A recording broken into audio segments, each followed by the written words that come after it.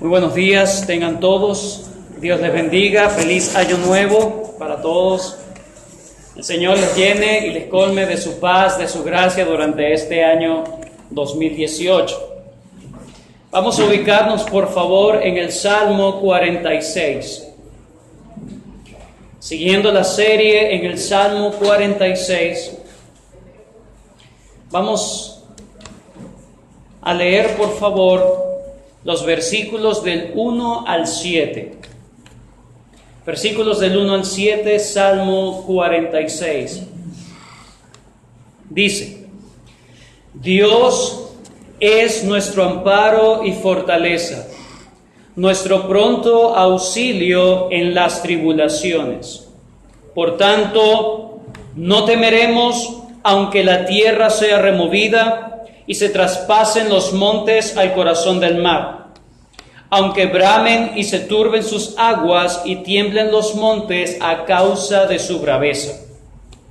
Del río sus corrientes alegran la ciudad de Dios, el santuario de las moradas del Altísimo. Dios está en medio de ella, no será conmovida. Dios la ayudará al clarear la mañana. Bramaron las naciones, titubearon los reinos, dio él su voz, se derritió la tierra. Jehová de los ejércitos está con nosotros, nuestro refugio es el Dios de Jacob.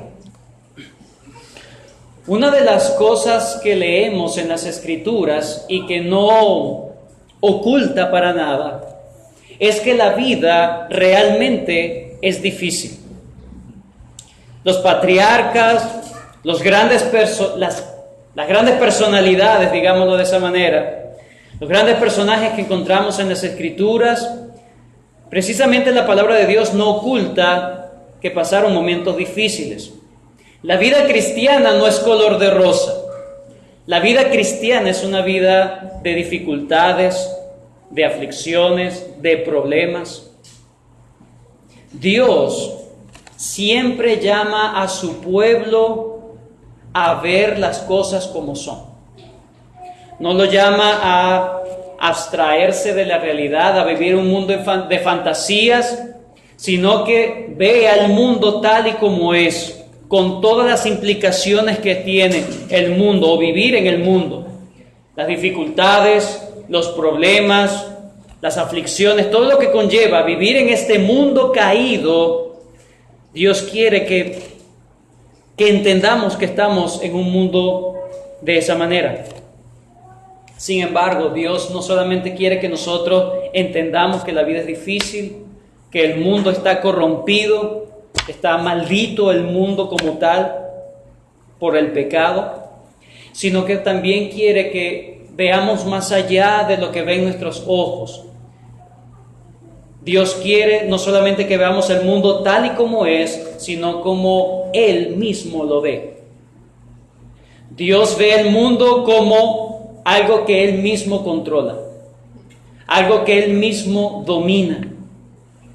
Los pensamientos de las personas, las persecuciones que pueden haber, todo está bajo el dominio y el control de Dios.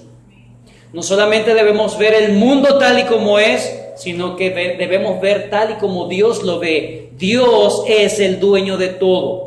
Dios es el soberano. Aún los pensamientos de las personas están en el control de Dios. Aún Dios puede inclinar el corazón del rey a donde Él quiere. Dios es soberano. Todo lo que pasa, todo lo que permite, nosotros debemos entender que ya Dios no solamente lo dirige, sino que ya tiene algo determinado y un propósito para ello. Ejemplo de palabras como las que le estoy hablando en esta mañana, hermano, la vemos en 2 de Timoteo, capítulo 3. Pablo hablaba a su amado discípulo Timoteo y le decía cómo iba a ser, le pintaba el panorama de cómo iban a ser los tiempos postreros. Segunda carta a Timoteo. y no fue muy grato lo que le dijo.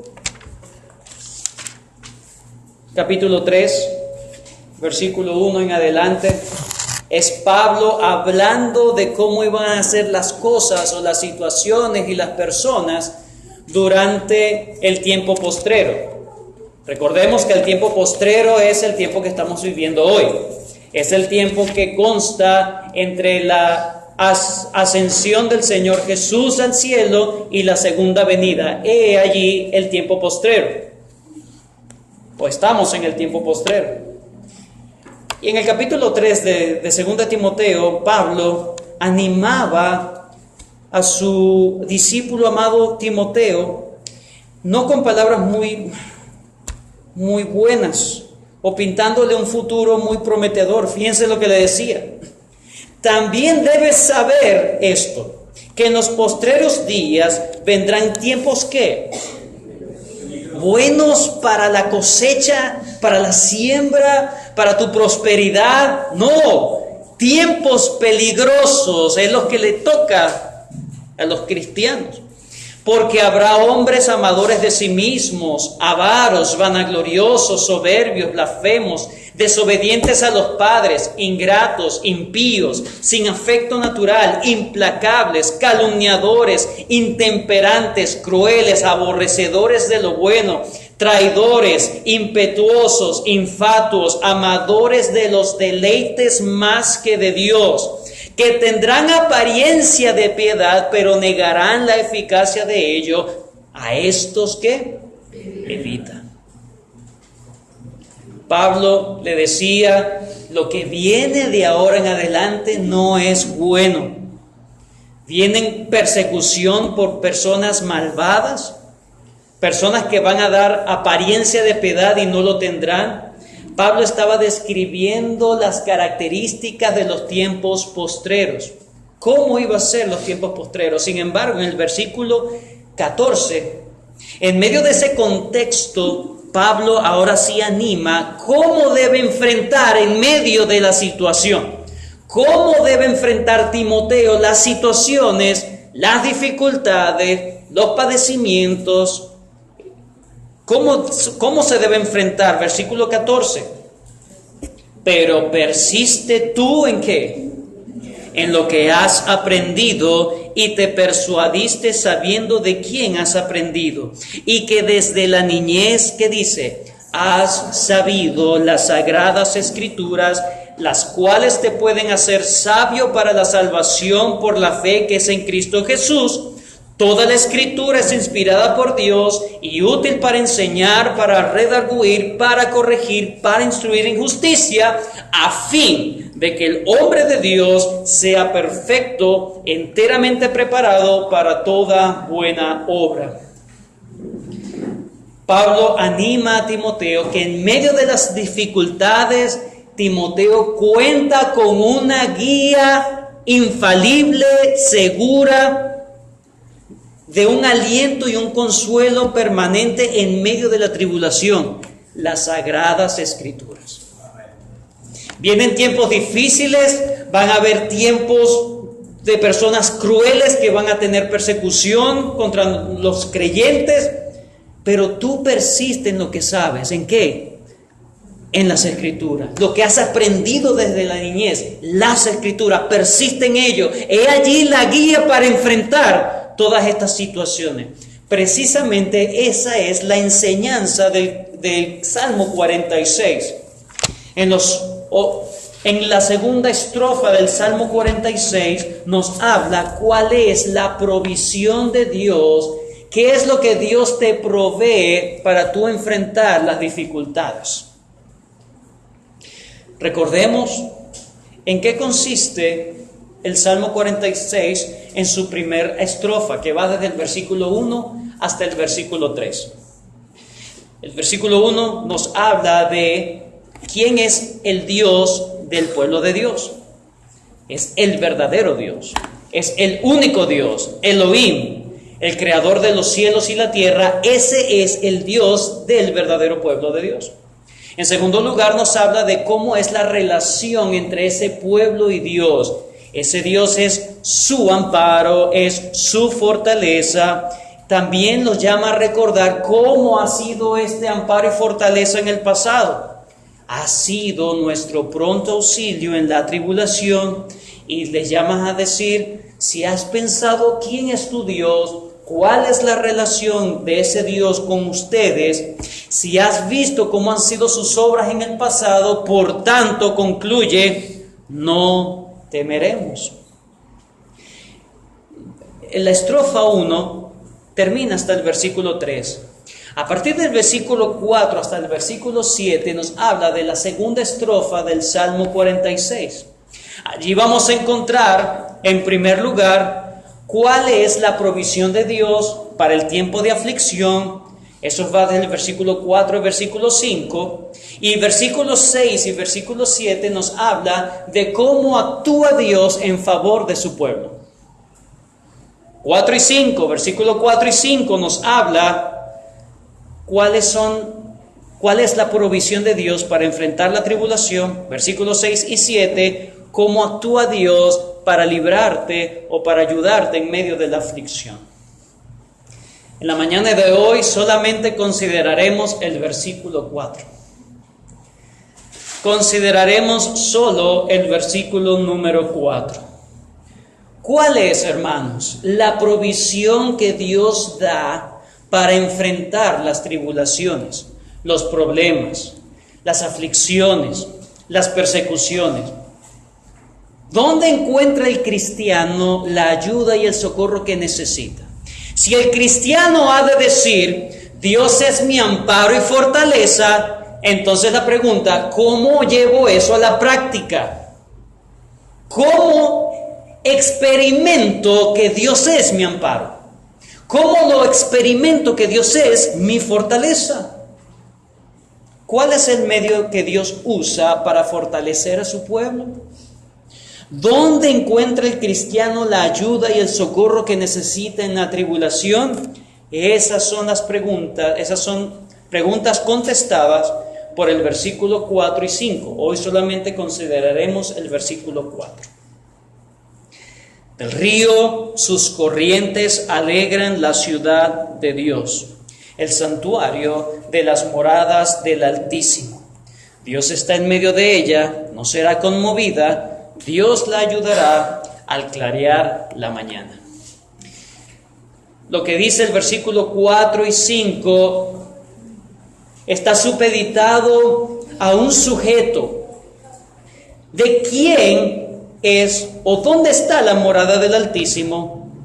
Dice que Dios está en medio de ella, dice que no será conmovida, dice que Dios la ayudará. ¿A quién se refiere? Versículo 4, del río sus corrientes alegran ¿qué? La ciudad de Dios. Respondamos dos preguntas en esta mañana. Número 1, ¿cuál es la ciudad de Dios? Número 2, ¿qué provee Dios a su ciudad? Número 1, ¿cuál es la ciudad de Dios? Número 2, ¿qué provee Dios a esta ciudad?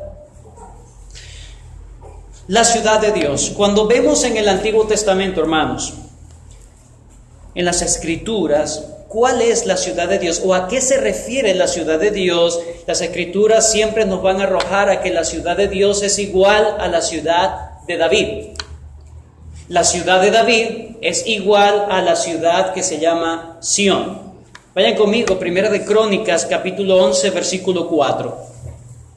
Primera de Crónicas, primer libro de Crónicas, capítulo 11, versículo 4. He aquí David va a invadir Jerusalén. Y fíjense lo que dice. Entonces se fue David con todo Israel a Jerusalén, la cual es Jebús, así se llamaba. Y los jebuseos habitaban en aquella tierra. Y los moradores de Jebús dijeron a David, no entrarás acá. Mas David, ¿qué dice? Tomó la fortaleza ¿de qué? De Sión. Entonces, Jerusalén es el mismo Sión y dice que es la ciudad de David. Jerusalén Sión, ciudad de David. David hizo de Sión o de Jerusalén la capital del reino de Israel. Más tarde Salomón colocó el arca allí y fue un centro de adoración mundial. Digo mundial porque se hizo tan famoso que muchos tenían que peregrinar a Jerusalén, a Sión, ¿verdad?, para ir a adorar al verdadero Dios, a la ciudad de David. Fíjense cómo en el Antiguo Testamento, específicamente en los Salmos, se hace la connotación de que Sión es la ciudad de Dios. Salmo 2:6. Salmo capítulo 2, versículo 6.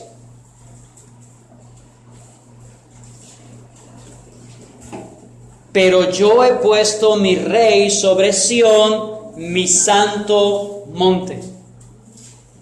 Dios hablando dice, mi santo monte es Sión. No el mismo salmo, otro salmo, capítulo 48, versículo 1 dice, grande es Jehová y digno de ser en gran manera alabado en la ciudad de nuestro Dios, en su monte santo. Pregunto, ¿cuál es el monte santo de Dios? Sión. ¿Qué es Sión? La ciudad de David. ¿Cuál es la ciudad de David? Jerusalén. Ahora vayan conmigo al Salmo 76.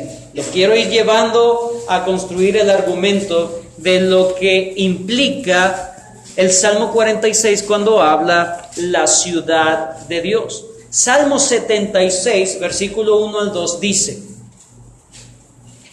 Dios es conocido en Judá, en Israel es grande su nombre. En Salem está su tabernáculo y su ¿qué? Habitación en Sión.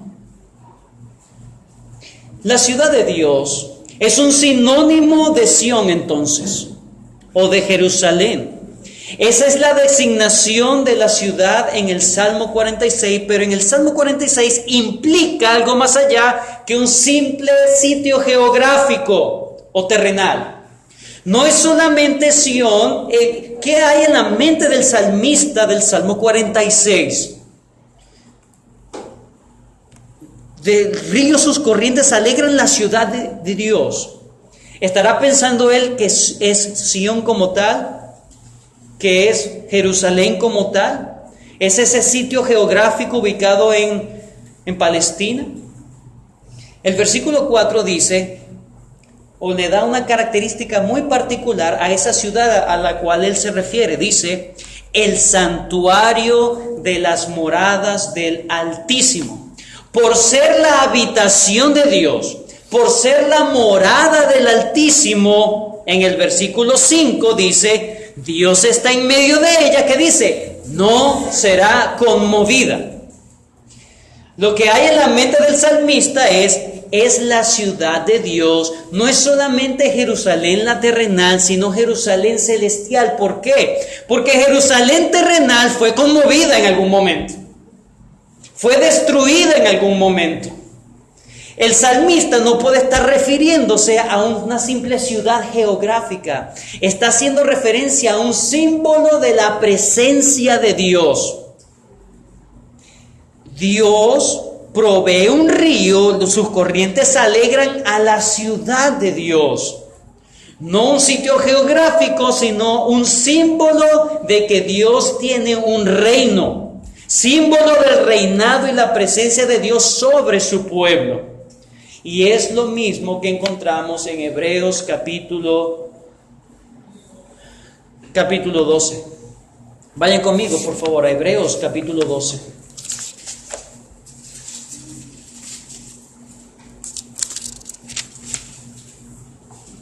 Versículo 21.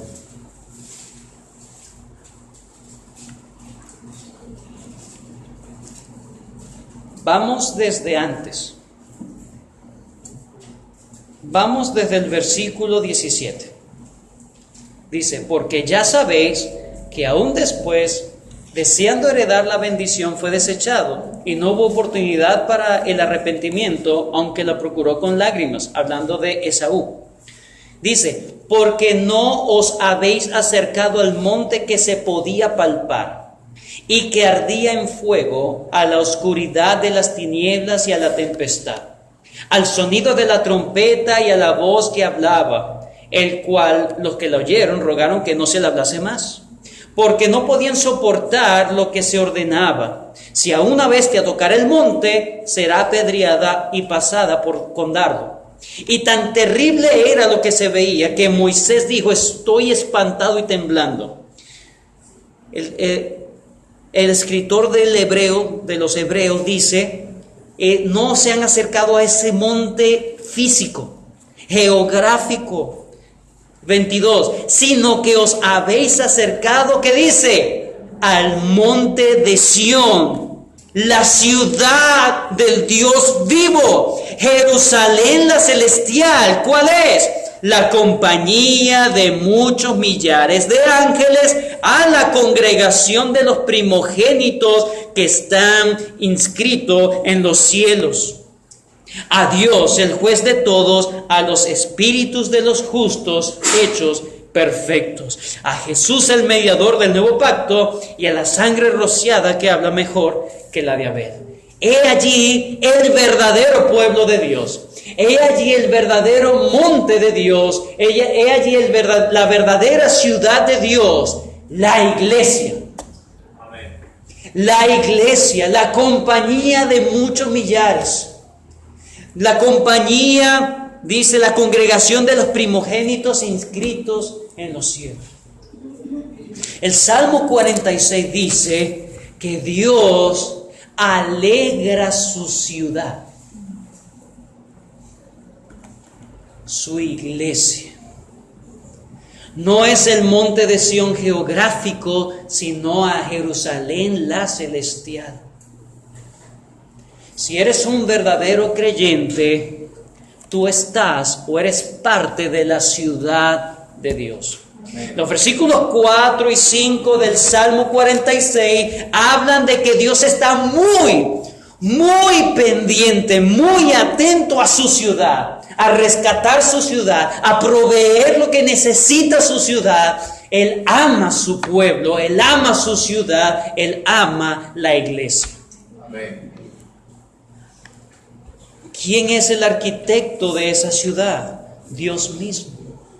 Como dice en Hebreos 11:10, que estaba esperando la ciudad que no es hecha por mano humana, sino por Dios mismo, cuyo arquitecto es Dios. Entonces, ¿cuál es la ciudad de Dios? La iglesia. Dice, del río sus corrientes alegran la ciudad de Dios. ¿Cuál es la ciudad de Dios? El santuario de las moradas del Altísimo. ¿Dónde habita Dios? En su iglesia. Amén. Apocalipsis, capítulo 1. Apocalipsis, capítulo 1.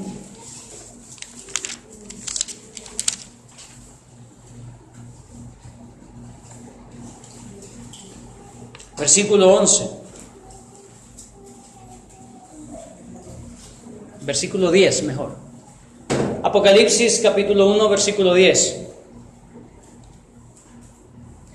Yo estaba en el Espíritu en el día del Señor, y oí detrás de mí una gran voz como de trompeta que decía: yo soy el Alfa y el Omega, el primero y el último. Escribe en un libro lo que ves y envíalo ¿a qué? A las 7 iglesias que están en Asia, y a Éfeso, Esmirna, Pérgamo, Tiatira, Sardis, Filadelfia y Laodicea. Y me volví para ver la voz que hablaba conmigo, y vuelto vi 7 candeleros de oro, y en medio de los 7 candeleros a uno semejante al Hijo del Hombre. Luego lo describe más detalladamente, y en el versículo 20 dice: el misterio de las 7 estrellas que has visto en mi diestra y de los 7 candeleros de oro. Las 7 estrellas son los ángeles de las 7 iglesias, y los 7 candeleros que has visto son las 7 iglesias. Pero ¿qué hace Jesús en las 7 iglesias? Está en medio de ellas. Amén.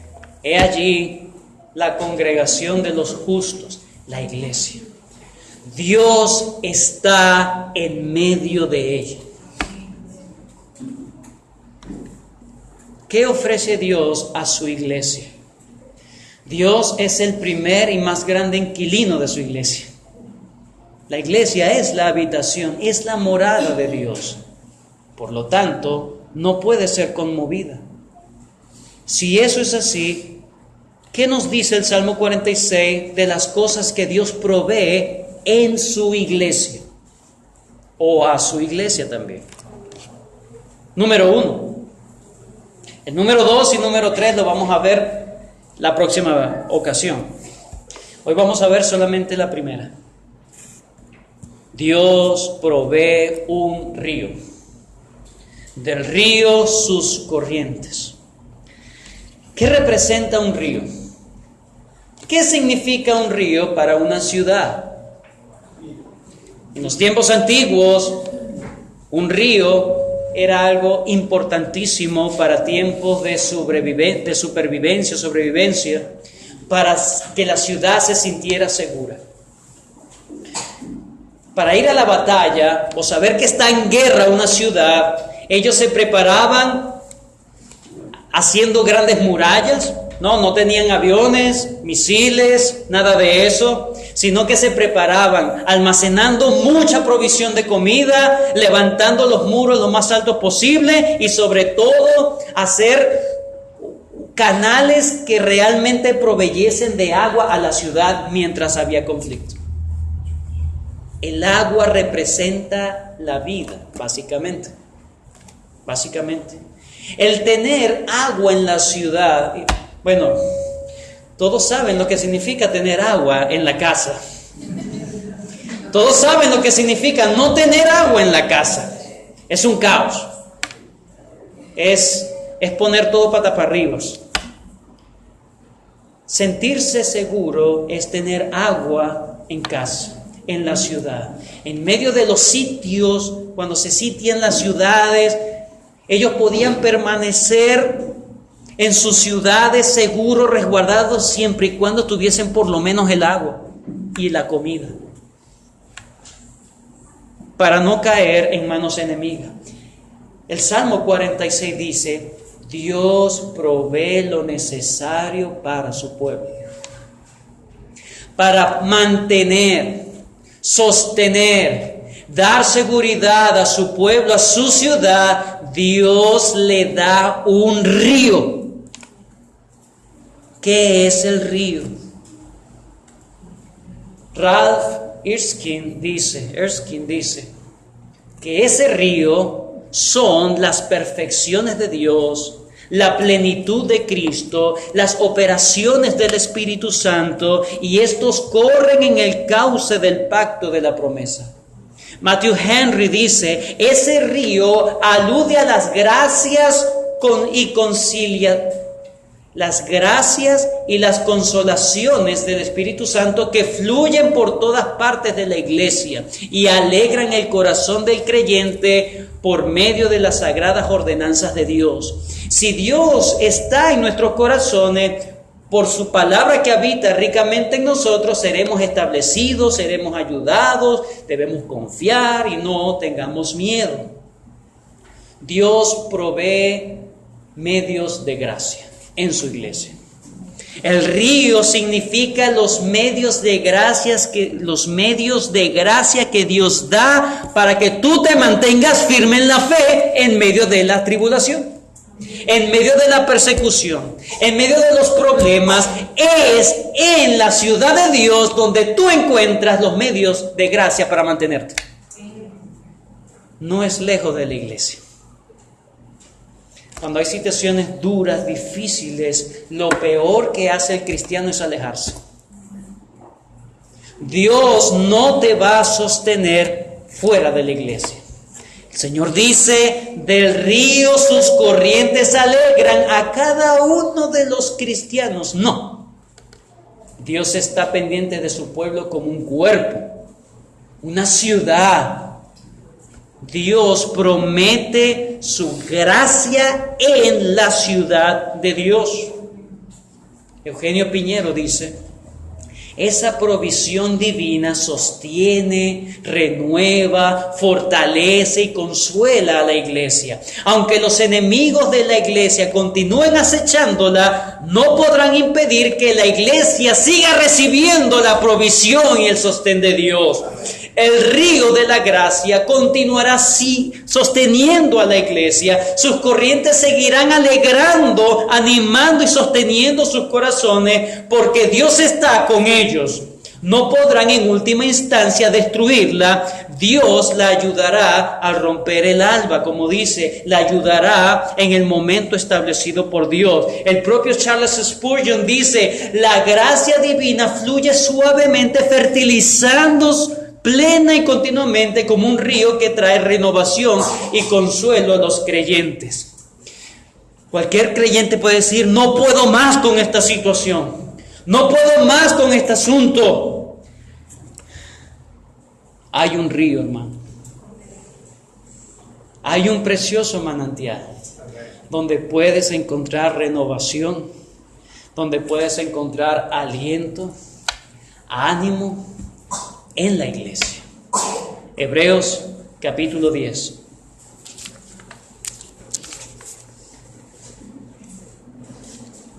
La iglesia, hermanos, es el medio de gracia que Dios ha designado para mantenerte. Porque es en la iglesia donde se ejecutan los otros medios de gracia. Hemos aprendido cuáles son los medios de gracia. La oración, el estudio de las Escrituras, la meditación y reflexión en ellas, los sacramentos, las ordenanzas, la adoración pública. Esos son los medios de gracia que Dios ha dado para mantenerte firme en la fe en medio de la turbulencia. Hebreos capítulo 10, versículo 23. El escritor de Hebreos dice, mantengamos firme, sin fluctuar, la profesión de nuestra fe, porque fiel es el que prometió. El llamado aquí es, mantente firme. Dios es fiel, tú puedes seguir así adelante. Mantengamos firme sin fluctuar la profesión de nuestra fe. Pero cualquiera puede decir, ¿cómo lo hago en la práctica? Y considerémonos unos a otros para estimularnos al amor y a las buenas obras, no dejando de congregarnos como algunos tienen por costumbre, sino exhortándonos y tanto más cuando veis que aquel día se acerca. ¿Dónde recibiré consolación? ¿Dónde recibiré estímulo? ¿Dónde recibiré ánimo? ¿Dónde puedo mantener firme mi fe? En la iglesia. En la iglesia. El río no solamente es constante de parte de Dios, sino que el río alegra la ciudad de Dios. No existen cristianos amargados. Y si hay un cristiano amargado, es porque no ha tenido a Dios como su verdadero amparo y fortaleza. No entiende si es cristiano. El pueblo de Dios entiende que Dios no solamente le da, sino que Dios lo alegra. Deleítate a sí mismo en Dios. Deleítate. El cristiano se alegra porque tiene el bien más preciado. Tengo a mi Señor. Se puede caer el mundo, se puede derretir la tierra, los cielos y la tierra pueden pasar, pero mi Dios no pasará. Su palabra seguirá. Y yo estoy confiado que ni la muerte, ni la vida, ni ángeles, ni principados, ni potestades, ni lo presente, ni lo porvenir, ni lo alto, ni lo profundo, me podrá separar del amor de Dios que es en Cristo Jesús. Tengo un verdadero refugio. Ese río es inagotable. Ese río no solamente alegra, sino que también da a su pueblo lo que necesita, porque es un raudal, no se va a agotar. Necesitas ánimo en la iglesia, Dios te va a dar ánimo. Necesitas entender algo en la iglesia, en la congregación de los santos, Dios está dispuesto a enseñarte. Pero no dejes de asistir. Primera predicación del 2018. No te alejes de la iglesia. Amén. Por más que tú digas, estoy mal. ¿Qué voy a hacer yo yendo a la iglesia? Seré un hipócrita.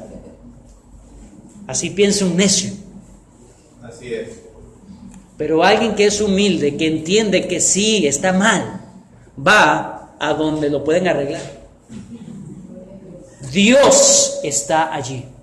No me puedo encontrar con Dios. Pero es que tú vas en el nombre de Cristo para hallar socorro. Acerquémonos confiadamente al trono de la gracia. Amén. He allí el caudal de Dios para mantener a su pueblo.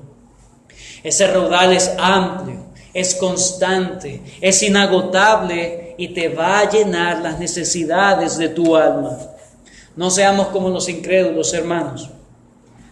No busquemos estar lejos de la comunión de los santos.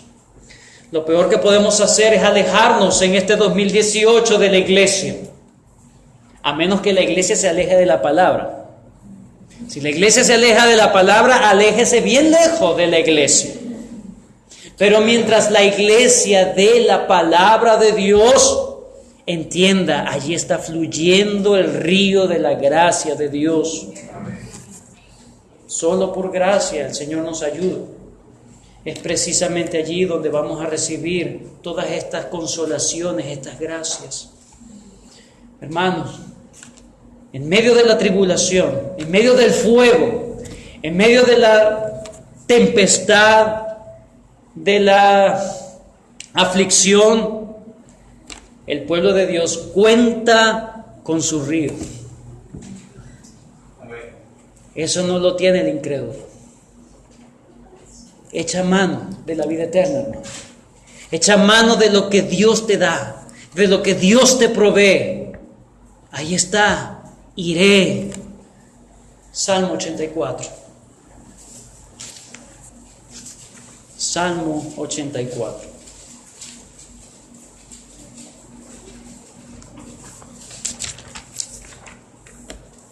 Mira cómo el salmista entendía y se deleitaba en la gracia que es estar en la casa de Dios, en la iglesia.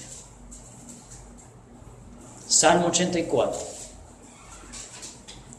Cuán amables son tus moradas, oh Jehová de los ejércitos. Anhela mi alma, y aún ardientemente desea, no la prosperidad, los atrios de Jehová. Mi corazón y mi carne cantan al Dios vivo. Cuando vengas a cantar, sabes que no le estás cantando a un Dios fantasioso, un Dios que te creaste. Es el Dios vivo. Aún el gorrión haya casa y la golondrina nido para sí, donde ponga sus polluelos. Cerca de tus altares, oh Jehová de los ejércitos. Aún el gorrión y la golondrina son más inteligentes, porque ponen sus nidos cerca de tus altares.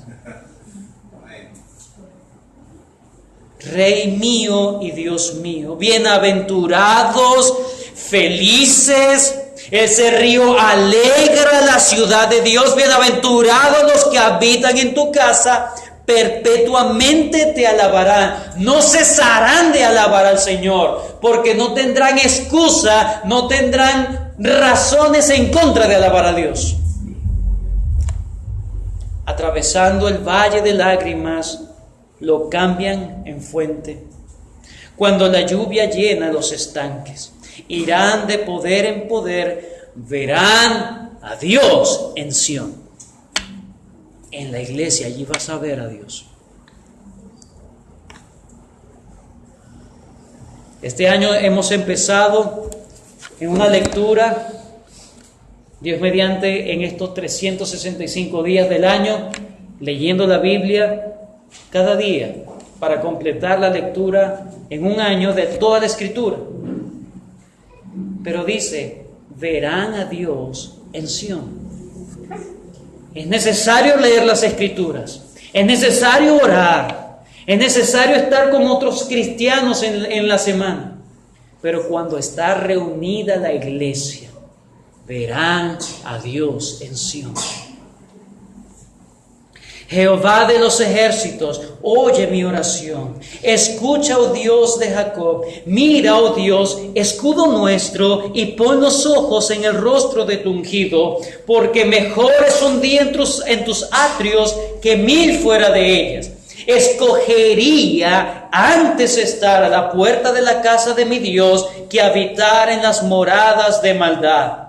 Porque sol y escudo es Jehová Dios, gracia y gloria dará Jehová, no quitará el bien a los que andan en integridad. Jehová de los ejércitos, dichoso el hombre que en ti confía. Amén. ¿Qué más puedo decir en esta mañana?